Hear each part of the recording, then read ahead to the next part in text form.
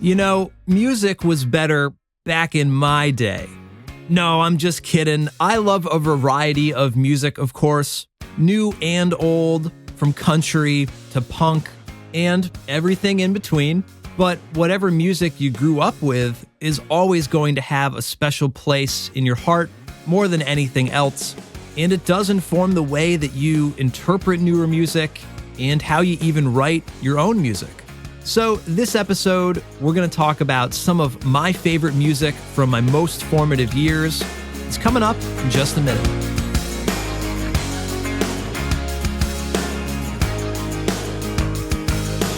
Welcome to the Royish Good Looks podcast, episode number 20. My name is Roy, and thank you for joining me. Before we dive in today, if you'd like to support this show and my music, consider signing up for my Patreon at patreon.com/RoyishGoodLooks. You can donate anywhere between $1 and $10 a month, and you'll get all sorts of cool perks in return. Patrons on the bonus tracks tier actually got a super special song last month that was totally unreleased. Patrons, I hope you enjoyed that surprise. There will be another awesome Patreon bonus track coming later this month. If Patreon is not your thing, though, that's totally cool. Just leave a comment or write a review for this episode. Tell me what some of your favorite music is. I'd love to hear it. We can get a little conversation going. Or if you're shy like me, even tapping the like button helps out a lot. Either way, I appreciate all of the support and you taking the time to tune in today. So thank you, and let's get on with the show. So we're going to talk about some of my favorite music today. And of course, I love breaking down songs and going really deep into the weeds, but we're going to paint with broad strokes today. Otherwise, this episode would be way too long. So this is in no way a complete end-all, be-all breakdown of these songs, or even a complete list of all of my favorite songs. But with that said, I have made a Spotify playlist and a YouTube playlist for all of the songs I'm going to be talking about today, plus all of the ones that we won't be able to fit in. I'm calling the playlists Roy's Favorite Songs, and you can check the description in the show notes for the link. Making playlists is probably my favorite thing about this streaming era. Spotify is where I get all of my music nowadays. And the Spotify playlist is basically the mix CD of the 21st century, right? And not only that, but since Spotify has everything, it's really easy to rediscover your old favorites, things you might have forgot about, albums that maybe you didn't even own, but now it's right at your fingertips. So I love that. And it's also really cool to be able to catalog basically my coming of age through music via a Spotify playlist. When I pull up this playlist and these songs, they remind me why I fell in love with music in the first place. It brings me back to a time when I didn't overthink it, when I didn't overanalyze it, back to a time when I just truly enjoyed the music. So in no particular order, let's enjoy some of my favorite songs.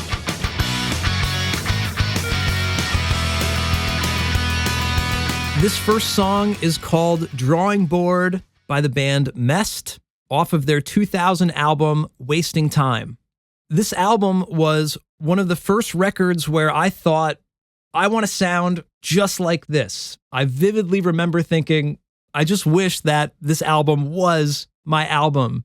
It was one of the first times that I thought about songwriting, and I had learned how to play the whole record on guitar. And the songs are just so simple, and the chord progressions are so simple, but the riffs are really fun, and the melodies are really catchy. It's just straight to the point. There's no BS. A lot of my own personal songwriting aesthetics and the way I tend to look at verses and choruses and designing a song, a lot of that I learned directly from this album. Back to the drawing board with the words you've heard a million times before. You're probably going to notice a theme of late 90s and early 2000s pop punk. I'm sorry, that's just my jam. So next up is a song by New Found Glory called Forget My Name off of their 2002 album Sticks and Stones.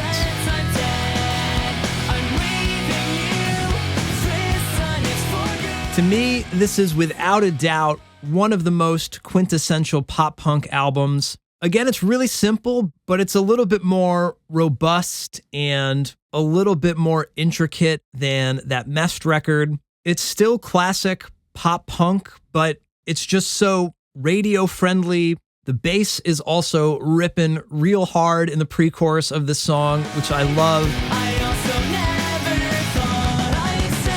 And a lot of my lead guitar playing is most definitely inspired by a lot of the guitar work on Sticks and Stones. There's just so many tastefully done lead guitar parts and, again, catchy melodies and harmonies, and I just can't get enough of that.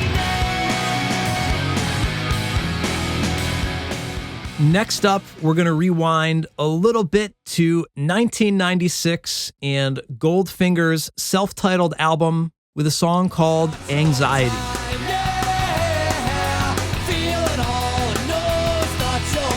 So a little bit more raw and rock and roll in your face with this one.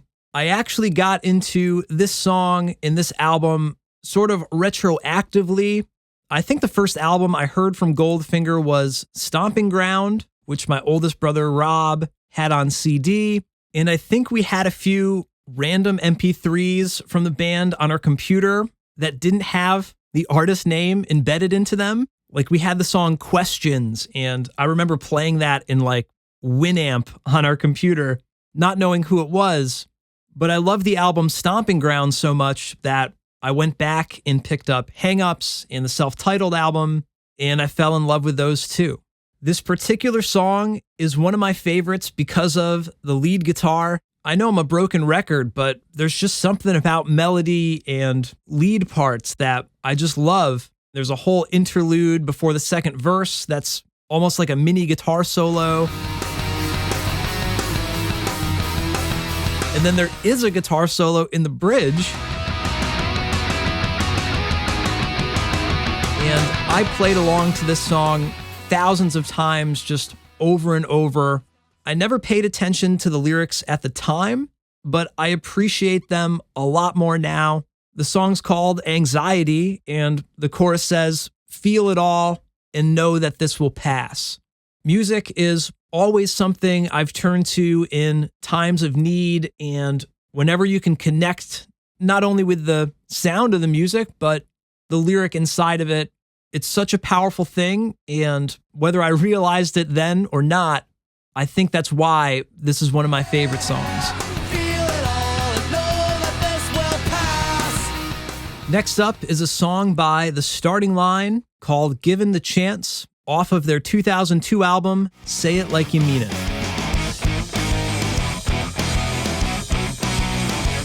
This was another song that I played on guitar a million times, and now hearing all these songs back to back, I'm realizing that they all have octave riffs in the lead guitar at some point. It's kind of uncanny how similar the songs are now that I'm thinking about it.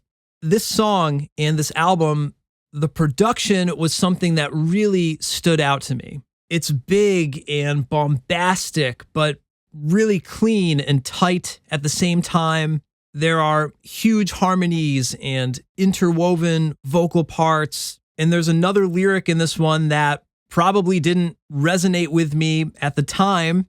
I guess dreams do come true. This song itself is living proof. So it's a song about being in a band and chasing your dreams, which is right up my alley.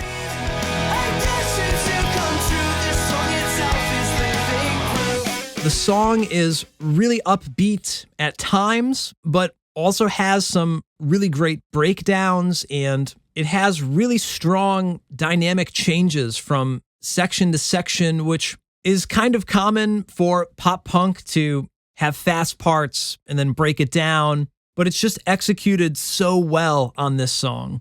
I would say that the starting line was probably my introduction into the more brooding side of pop punk, the more emo sounding pop punk.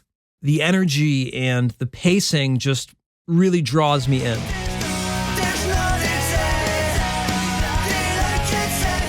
Now we're going to rewind again to 1998 with a band called Less Than Jake in their song History of a Boring Town from the album Hello Rock View. Less Than Jake is the band that got me into ska and playing the trombone, and probably the bass too, honestly. But the guitars in this song and album are some of the most unique guitar tones I've ever heard. They aren't thin and goofy like ska can often be. They're fat and fuzzy, both on the clean and the distorted sounds. I never played along with the guitar parts, but that always stood out to me. They also have two main vocalists, so there's this duet dynamic between the two of them. They don't often overdo the vocal production. It's always very tasteful and true to two guys singing a song together. Where this song really wins for me is when the chorus kicks in. There are big fat guitars, there are big fat trombones, and it just opens up and feels so good. If this song doesn't get your head banging, then I don't know what does. I think that's really Less Than Jake's strong suit. They will always get you moving, and that's why they're one of my all-time favorite bands.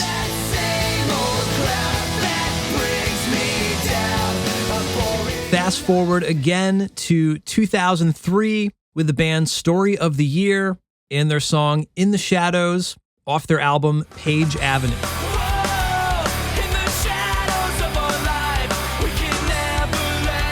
This record was produced by John Feldman, the singer from Goldfinger, so it is just incredibly energetic and ambitious, and it never leaves you with a dull moment. Again, we're going more towards the emo and screamo side of things here. If you can stomach the screaming, it's still really pop punk adjacent. They do a great job of balancing the aggressive vocals and heavy guitars with really strong songwriting and hints of pop thrown in there.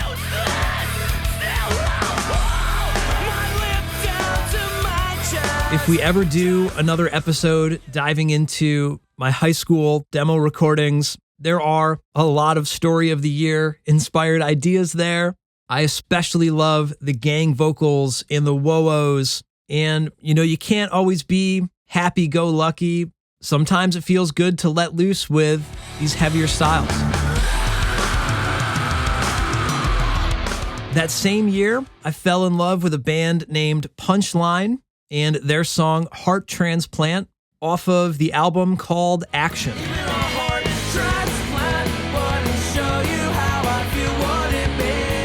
Nearly every member of Punchline sings. They are a very melody-centric band, not only with vocals, but with guitar leads too. They also tapped into that more emo and aggressive side of pop punk. There's not a lot of screaming, maybe one or two parts thrown in here and there, but the breakdowns and the belting vocals, that's the thing that really calls to me.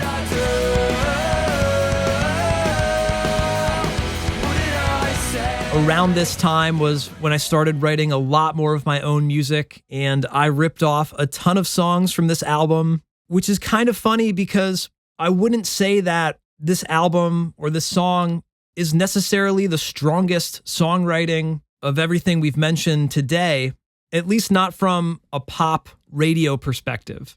Instead, I would say that they had the knack for great melodies and great parts, and they were very inventive with the way they put songs together so that it was an interesting listen from start to finish. Every song is kind of like a journey. This song, Heart Transplant, in particular, is basically a pop punk ballad. It's a very long and epic song, and it means a lot to me because Punchline was one of the first concerts I attended that wasn't a DIY local punk show. It was the first national touring show that I went to see. And as an angsty teenager, this song hit me right in the feels, or maybe that was just the mosh pit.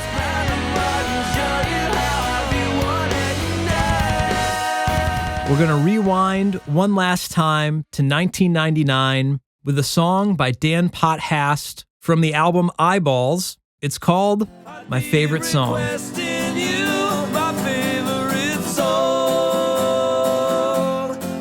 I don't think this song needs much of an introduction. It's literally a song about your favorite song and all of the secret ingredients that make it awesome. It's what I would call a little ditty. It's short and sweet. It's not overly serious. It's just a simple song. It's only got 3 chords, a few harmonies, and a cute little guitar solo at the end.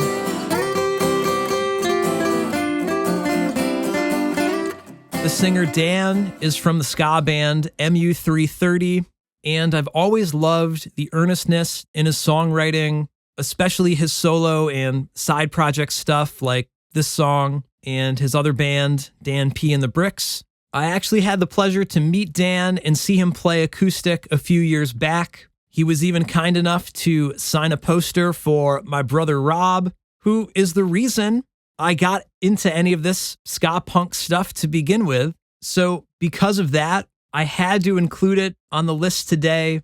And not only that, but because it's a perfect example of the age-old trope, 3 chords and the truth. There are no bells and whistles in this song. There's no production tricks. It's just a singer with a guitar, and sometimes that's all you need. My favorite song, my favorite song. There are so many more songs I would love to talk about today, but check out that Spotify playlist or the YouTube playlist. They're linked in the description, in the show notes. It's got all the songs from today's episode, plus a bunch more. I would love to do a part 2 one day. Maybe we'll dive deeper into specific albums or bands or certain genres. And I would love to hear what your favorite songs are as well. So leave a comment below if you're watching on YouTube. I hope you enjoyed this little show and tell today. And if you did, and you'd like to show your support for this show and my music, consider signing up for my Patreon page. Patrons get all sorts of cool perks, like ad-free episodes, Q&A, Ask Me Anything threads every month. You can ask whatever you want, and I will give you an answer. I'll send you bonus tracks that no one else has heard. If you're a creator or a musician or an artist yourself, I'll check out your work and give you my personal feedback. And you can even get your name listed as a producer on new podcasts and videos. So it's a whole community, and I would love for you to be a part of it. If any of that sounds cool to you, sign up for Patreon at patreon.com/RoyishGoodLooks. Otherwise, give me a follow on Instagram, Twitter, Facebook, and TikTok at RoyishGoodLooks. Join our private Facebook group called Royish Good Looks. And whenever you're listening to the podcast, share the episodes in your feeds and tag me. I appreciate all of the help. Thank you for listening today, and I'll talk to you on the next episode. Take care.